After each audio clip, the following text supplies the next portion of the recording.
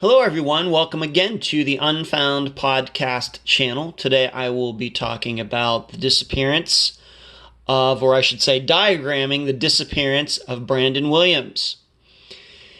If you will remember, he was on a trip, a Greyhound bus trip from Utah to Key West, Florida. He was going back to live with a man he had been living with before.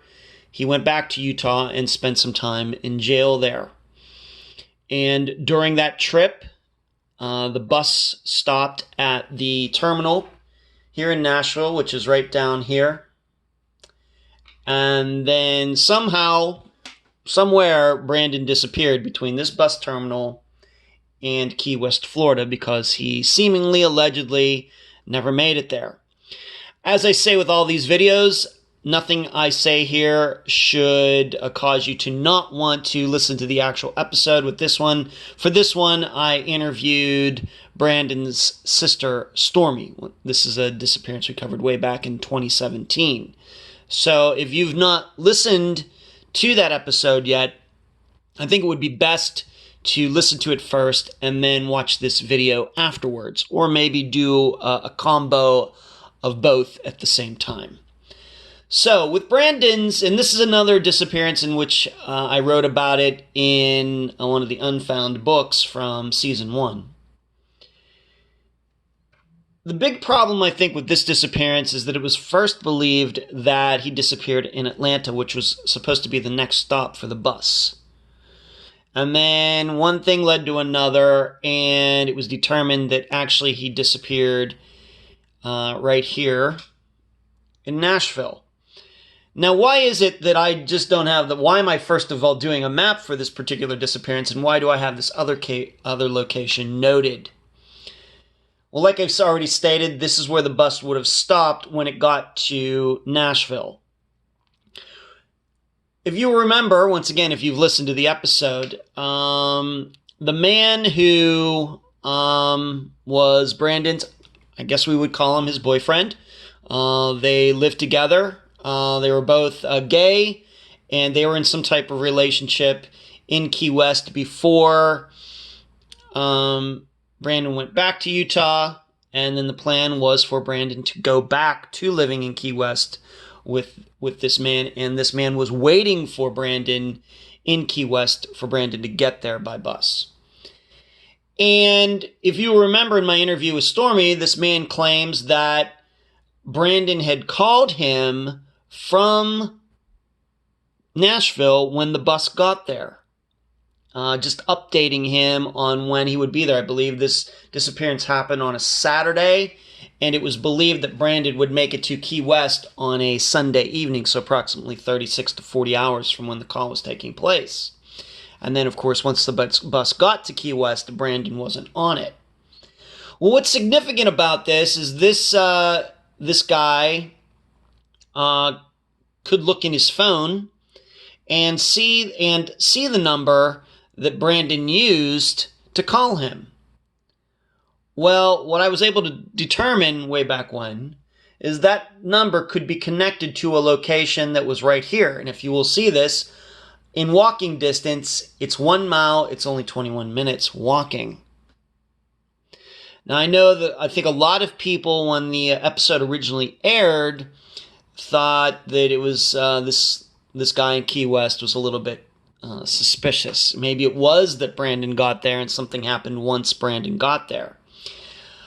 I think with him actually giving Stormy the phone number that Brandon called from, this actually lends a lot of credibility to him that this call did happen, that Brandon didn't make it there.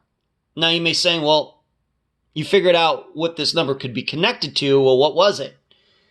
The number at the time could be connected to a law office, I should say an office where several different lawyers had, how do I put that? A building where several lawyers had offices at the time, back when Brandon disappeared in 2014.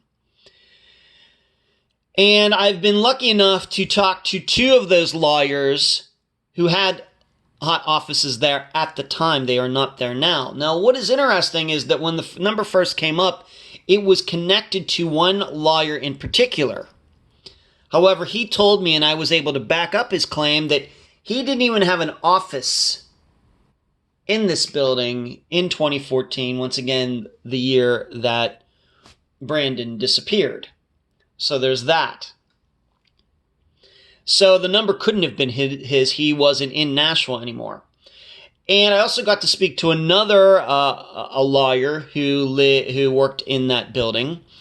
And she remembers the other lawyer being there, also backed up the claim that he had moved out well before this disappearance happened. And she did not know who got the number after this other lawyer left, and she could really not remember anything. So, of course, now you're probably thinking, well, how is it that Brandon could have called this guy in Key West from a number in a building for a law firm on a Saturday when the building was probably closed? And who would allow him to do that?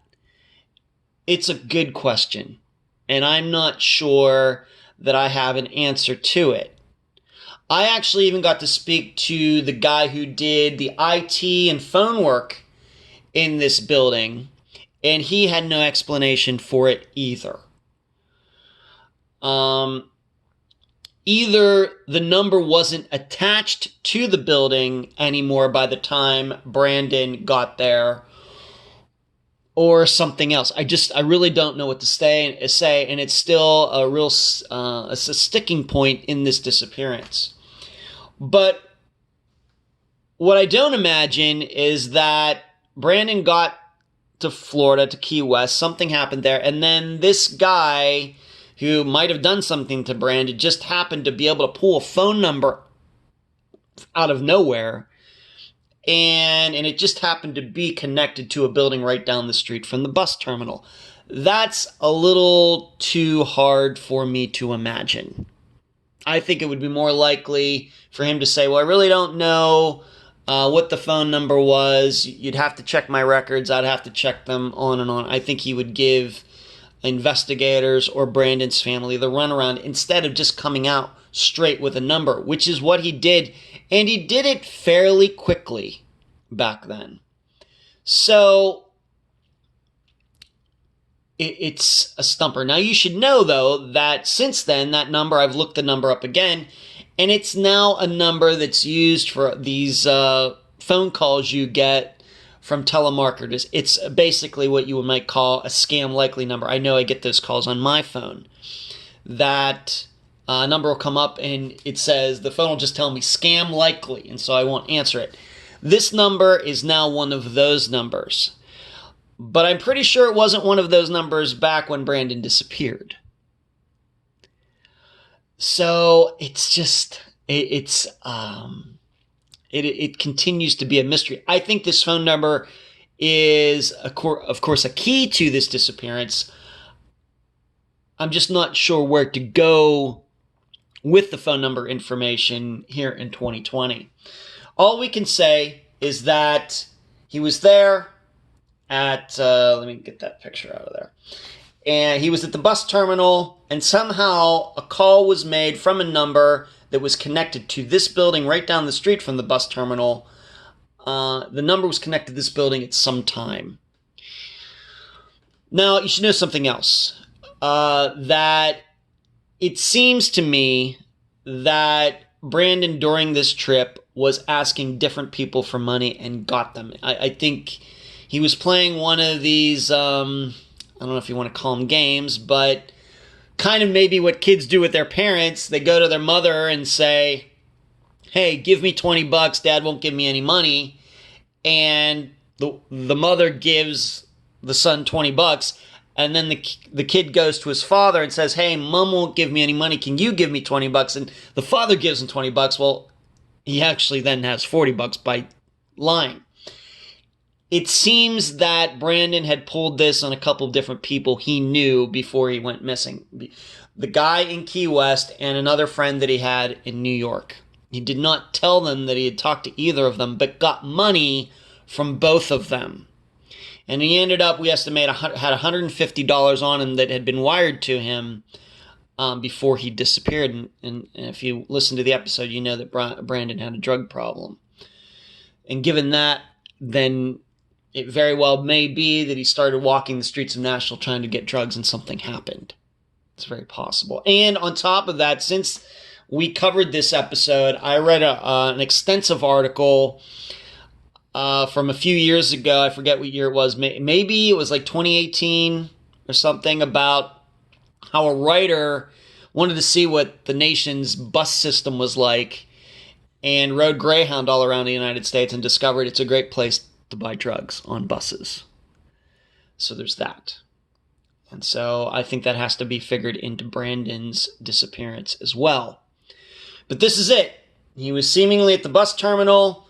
There was a call that he allegedly made from a number that can be connected to this building right here, even though it's hard to explain how he would have had access to that building at that time. So that's the disappearance of Brandon Williams, and I thank you for watching.